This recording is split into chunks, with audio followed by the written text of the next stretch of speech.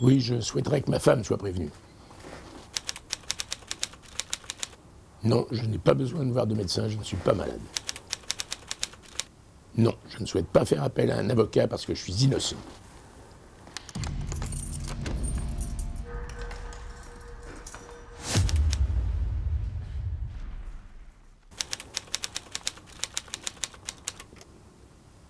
Alors, en ce qui concerne les stars, j'aurais dû garder le silence, là. Ça aurait été mieux. Mais bon, je vais vous en parler puisque j'ai décidé de parler.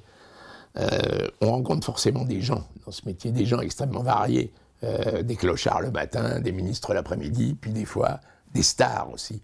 Et à plusieurs reprises dans ma carrière, j'ai rencontré des stars. La première fois, c'était De Funès, Ziggy, Girardot, au sujet du vol d'un scénario de film.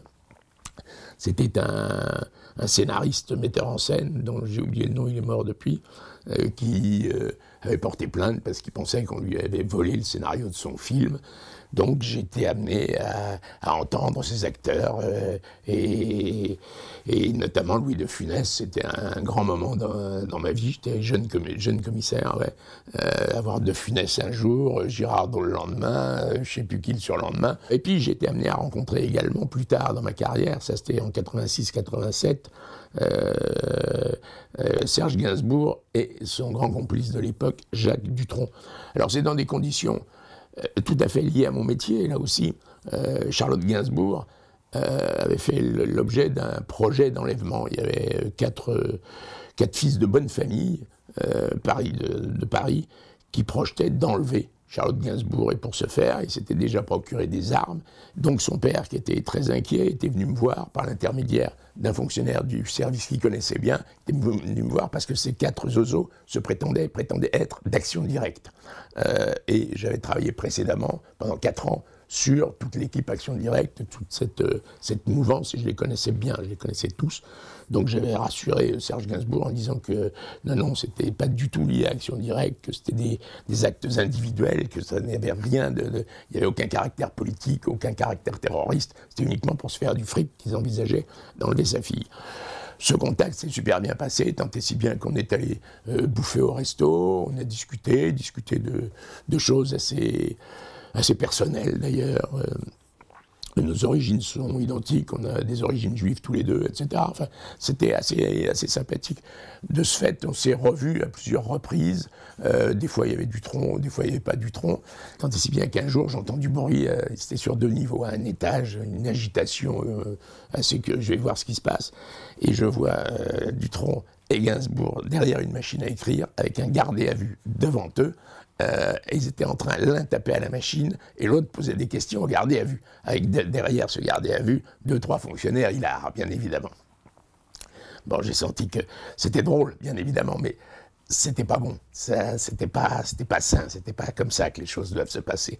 Donc j'ai dit à Dutronc et à Gainsbourg de s'en aller, de partir gentiment, et on a repris le gardé à vue de manière tout à fait normale. Seulement le soir, le gardé à vue, quand il a été déféré au parquet de Paris, a dit au substitut: j'ai été entendu par Gainsbourg et Dutronc. Alors ce bon substitut, pour lui c'était pas crédible, il avait raison, il me téléphone, on me demande c'est quoi cette histoire. Bon, je voulais pas faire passer le gardé à vue pour un fou furieux, j'ai donc dit oui, effectivement, Dutronc et Gainsbourg étaient dans mon service aujourd'hui, cet après-midi, pour l'histoire de la tentative d'enlèvement, etc., de Charlotte Gainsbourg. Ils se sont croisés avec ce gardé à vue, c'était dans le même couloir. Ils ont discuté ensemble, mais en aucun cas, Gainsbourg et Dutronc l'ont interrogé, lui ont posé 2-3 questions, c'est vrai, mais c'était pas du tout, etc. Bon, ça a arrangé tout le monde, ça n'a pas fait une affaire d'État, ça en est resté là. Je leur ai dit, bon, c'est plus la peine de venir dans le service, on se verra ailleurs, ça sera plus cool, plus normal, quoi. Et j'ai continué à voir Gainsbourg, on sortait de temps en temps le soir ensemble. C'était assez magique, c'était des moments magiques. Il se mettait des fois à 3h du matin au piano dans une boîte qui était près du boulevard Saint-Germain. Et même bien chargé, il jouait du piano comme un dieu à 3h du mat. C'était assez magique. Il m'avait invité 2-3 fois chez lui aussi. C'était un endroit assez exceptionnel, avec une sorte de musée avec plein d'objets. Et dès qu'on touchait un objet, il fallait qu'il le remettait à sa place. J'ai découvert son aspect un peu maniaque. Et puis, par hasard, comme quand on est commissaire de police à Paris, on a une permanence de cimetière. On assure cette permanence 2 fois par an pour veiller à ce que les opérations mortuaires se passent dans le respect de la dignité, de la salubrité, etc. Eh bien, il s'est trouvé, par hasard, que j'étais de permanence à Montparnasse le jour de l'inhumation de Serge Gainsbourg. C'est moi qui ai posé les tampons sur son cercueil. Je l'ai accompagné jusqu'au bout, quelque part. Voilà.